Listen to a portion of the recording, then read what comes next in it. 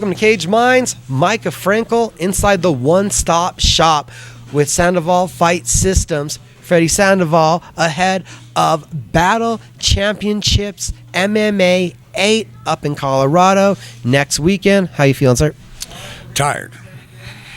We got the fight ahead of you, so I'm guessing that you're already with that tired, alluding to us. This has been a grueling camp.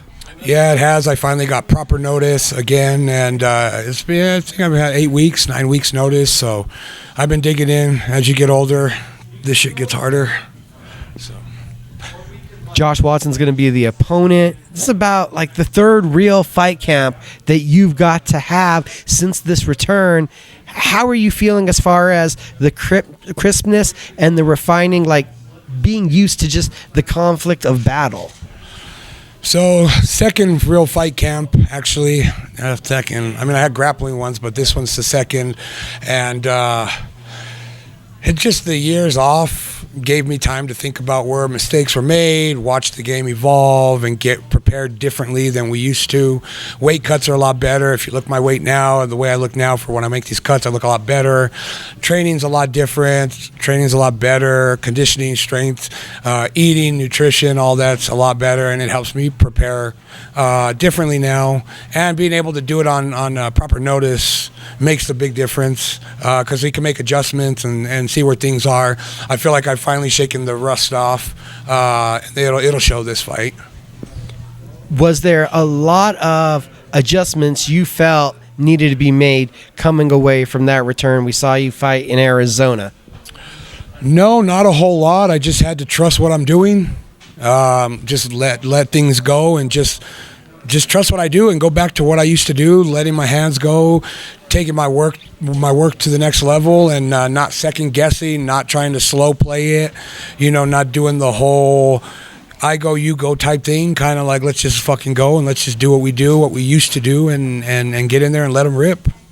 You've been here in the gym training the guys for quite a while. Was there anything weird live about getting the time and getting the distance back? Because there's sparring and then there's fighting.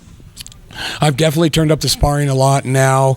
Again, that's part of the transition to allowing myself to throw hard and to throw like I used to, because sparring and training with the amateur guys and the smaller guys and the newer guys, obviously me being 200 plus pounds, it's not fair if I'm throwing 100% on a guy that's 170 and he's new. Even a 200 guy that's new, it's not the same. It's not fair. So I've turned up the sparring. My partners will attest to that.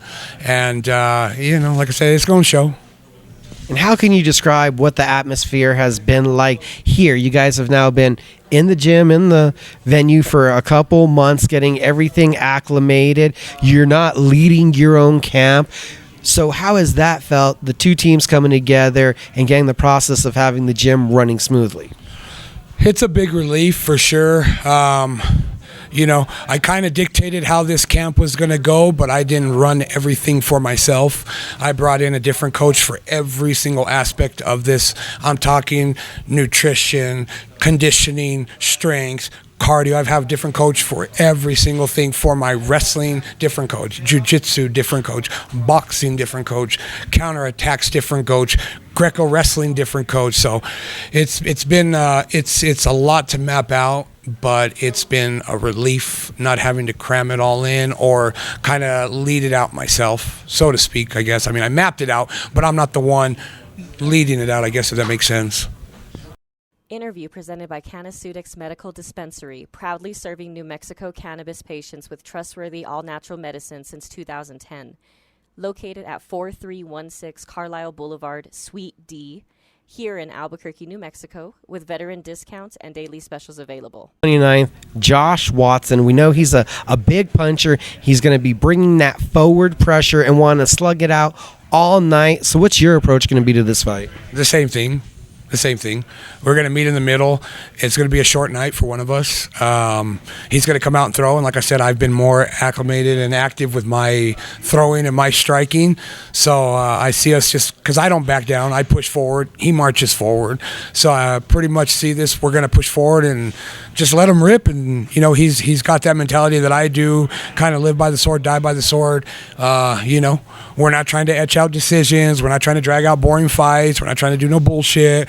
So it's going to be exciting. Like it's definitely a little bit nerve-wracking knowing that, but for me it's a little more on the excitement side, because I know it's just going to be fireworks. Josh is a big puncher. He's willing to exchange. Is there already a thought process within you that you need to try to keep a mindset of remaining technical and not just falling into the old street fighting ways? No, because I think that's where I'm really good at. I've tried the technical aspect, and it's not a secret that I come with the overhands. It's not a secret he comes with the overhands. I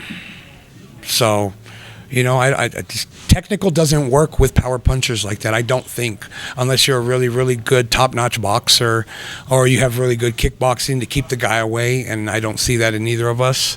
So like I said, bombs away. Is there a different mental place you have to take yourself to when you get into a fight or prepare yourself for a fight that you're thinking it's going to be this violent?